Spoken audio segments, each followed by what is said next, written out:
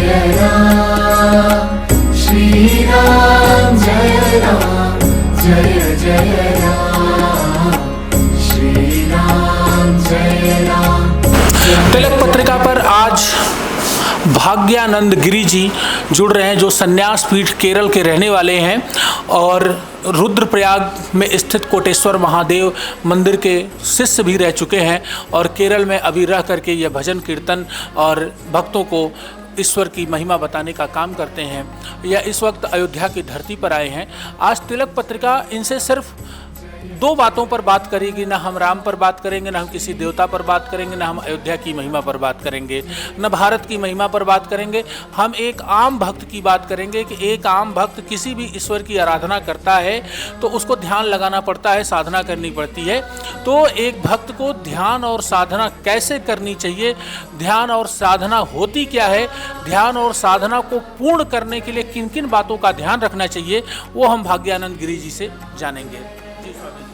सबसे पहले सनातनियों के लिए, सनातन धर्म विश्वासियों के लिए मैं एक बात बोलते हैं कि हर मेरा भाई बहनों हिंदू हो सनातनी हो, अपना कर्तव्य है 4 आश्रम पालन करना तो बहुत बहुत बहुत अवश्य है। क्योंकि ये अपना पुराणों में ऐसा लिखा रखा है, ब्रह्मचर्य, गार्हस्थ्य, वानप्रस्थ और देन संन्यास, ये 4 आश्रम।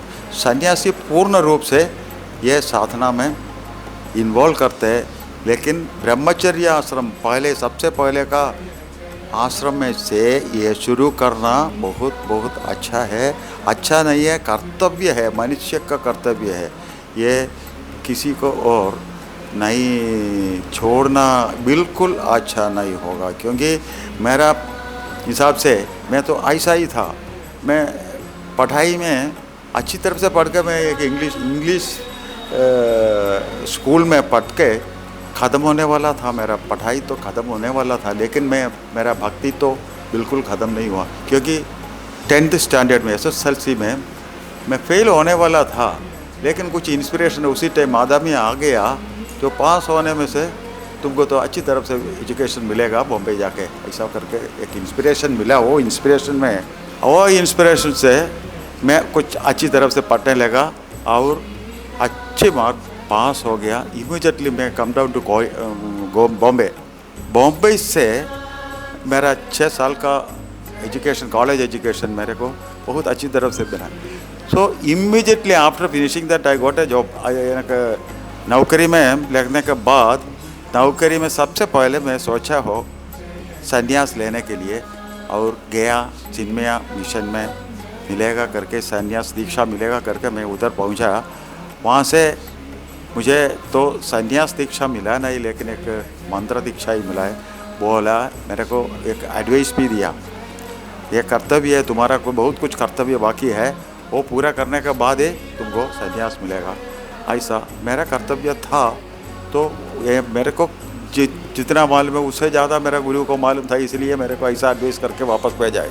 और शादी करके मेरा बीवी बच्चा 2 बच्चा पैदा हुआ है, दोनों को अच्छी तरफ से पालन करके, दोनों अच्छा एजुकेशन दिया हुआ है। फिज़िक्स में PhD लेके मेरा सन तो अभी प्रोफेसर बन गया।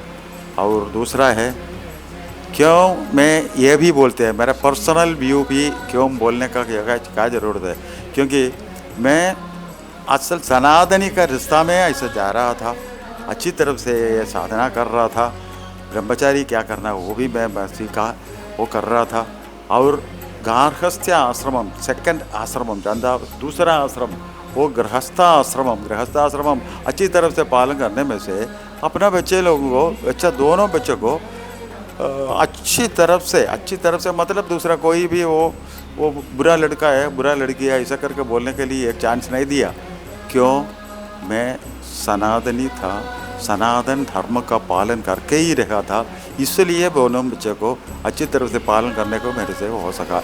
और एक चीज़ है, सबसे पहले मैं इससे मेरे को पूछा है यही है कि साधना का तरीका मेरे को सबसे पहले मेरा पहले गुरु स्वामी चिन्मयानंद जी ने कहा है, सो जो कुछ भी साधना है प्राणायाम सबसे पहले बैठेगा तब तो 3 बजे से उठ के सुबह 3 बजे से उठ के 6 बजे के अंदर 3 घंटा, ये 3 घंटे के अंदर साधना तो होना ही चाहिए।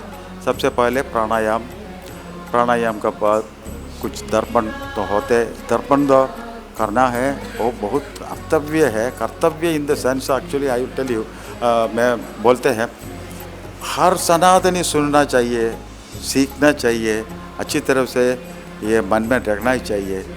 अपना सनातन हिंदू होके ये धरती में पैदा हुआ तो कुछ कर्तव्य है, और कर्तव्य है यही है कि हिंदू धर्म को पालन करना है। बाकी सबको मातृ का होना ही चाहिए, मातृ का होके सिखाना दिखाना चाहिए, दिखा के आगे जाना चाहिए।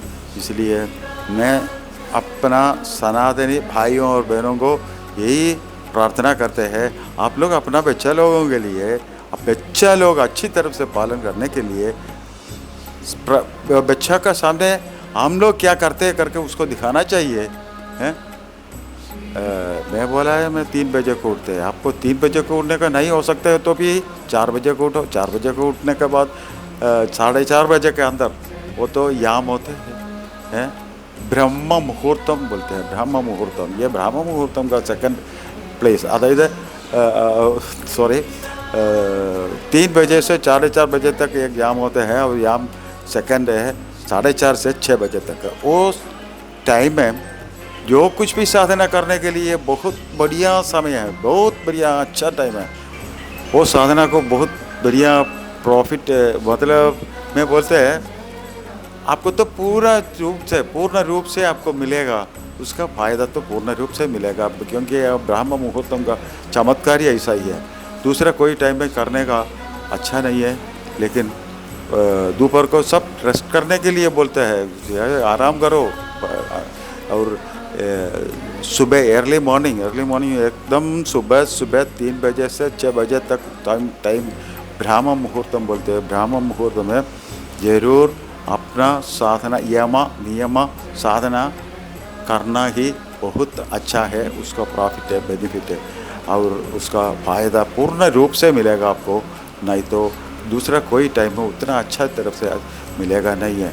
इसलिए सबको मैं वंस अगेन और एक बार यही प्रार्थना करते हैं, हिंदू होके ही जीना है, हिंदू होके जीना है, मतलब साधना क्रम साधना तो होना ही चाहिए। साधना से ही आगे बढ़ो, साधना से ही आगे बढ़ो। देखा अभी हमारे साथ केरल के महंत भाग्यानंद गिरी जी जुड़े हुए थे, जिन्होंने ध्यान और साधना को लेकर के अपनी महत्वपूर्ण जानकारियों को तिलक पत्रिका के साथ साझा किया। मैं देवेश पांडे, अयोध्या।